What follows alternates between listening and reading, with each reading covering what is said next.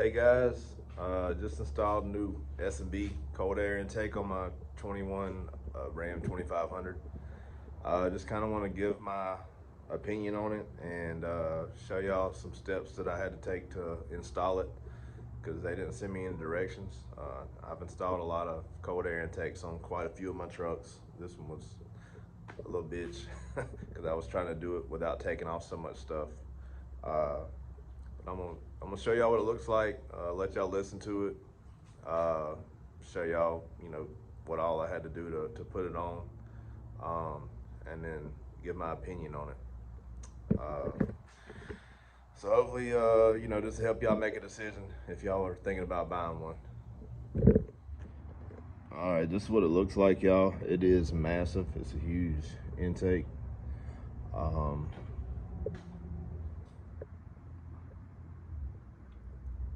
It wasn't too bad to install. It was just a few little things was a bitch because I should have took off more than what I did. So I'll just kind of give y'all some steps. Of course, you want to take off. First thing you want to do is take off all your old intake stuff. Just remove everything. Let's see. No, this connector right here. So on the old intake, these are reversed, and this connector here, it's this little clip right here. You have to pull it up, and then it'll wiggle off. That one's just your normal squeeze clip, and it just comes undone. Take these off. Don't worry about saving the screws unless you just want to save your old stuff, because the new kit comes with new screws. It comes with gaskets and everything. Anyways, you take all that off, and I definitely recommend removing all this plastic. It's just little push pins. Take all this off because you want to be able to move this a little more. As you can see, I broke mine trying to wiggle this new intake in there and pry on it, and I fucked up. Thank God I didn't break more than what it did. What it is, there's two grommets down the bottom of this new one, and then a bracket right here. It's very difficult to line up everything with this in the way.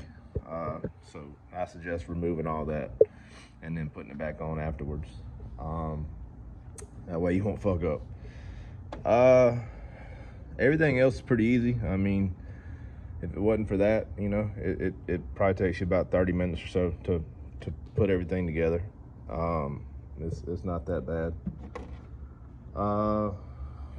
Let's see. That's really about it as far as taking the old off and putting the new one on. I do suggest disconnecting your batteries, just so when it cranks back up, it's the sensors into the new intake, and it's reading that instead. Let's see. Yeah, I think that's about it. All right, I'm gonna crank it up and let y'all hear it. I'm gonna be honest, I didn't notice any sound difference whatsoever. I was really hoping that it would, you'd hear that nice intake noise. I don't hear it. I was hoping to get a little bit more turbo whistle. I don't hear that at all.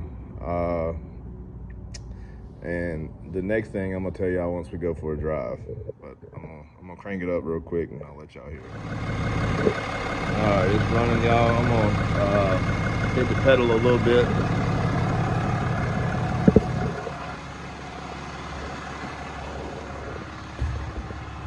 Sorry, my truck's dirty. I've been working out of it all week.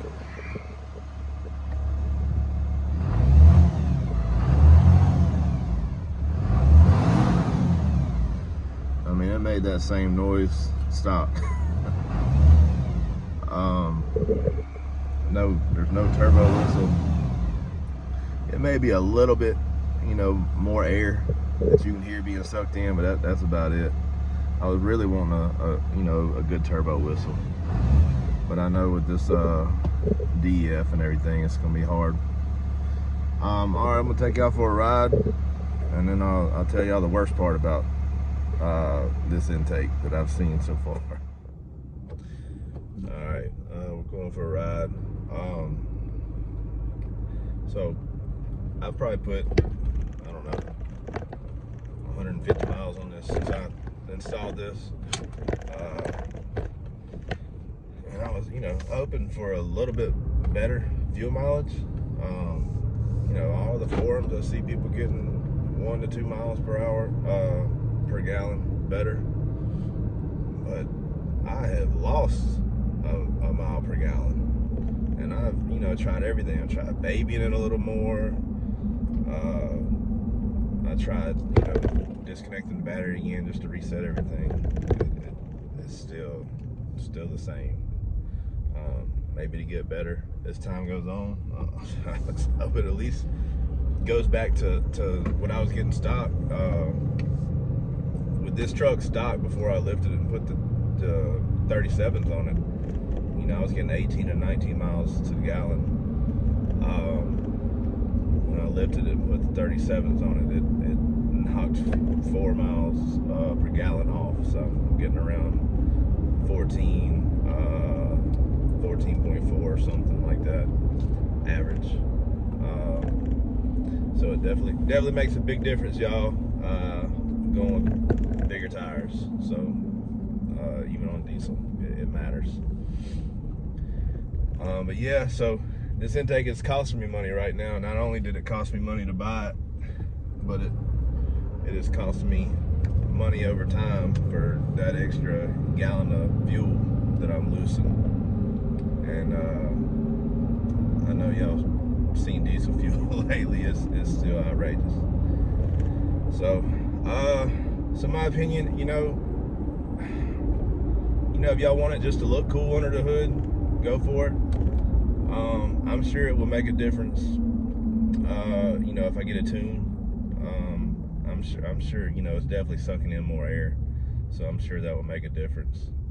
But if you're just wanting just the intake and expecting anything out of it, I don't think you should do it. That's my opinion. If any of y'all's installed the S&B on y'all's Ram 2500, let me know how it went with y'all. I'd love to know y'all's fuel mileage, especially if y'all got 37s or up. But yeah, give me a shout, give me a comment. I like the way it looks. I'm not knocking S&B by no means. I've used their products on several of my vehicles, and they've always been great. I just think it's just this particular vehicle. It ain't made a difference yet, but hopefully I'm gonna tune it soon. I'm still debating on, the emissions compliant or the other way. And that's gonna be difficult right now in the States. Anyways, so thank y'all for watching. Leave me some comments. Let me know what else y'all want to see. I appreciate it.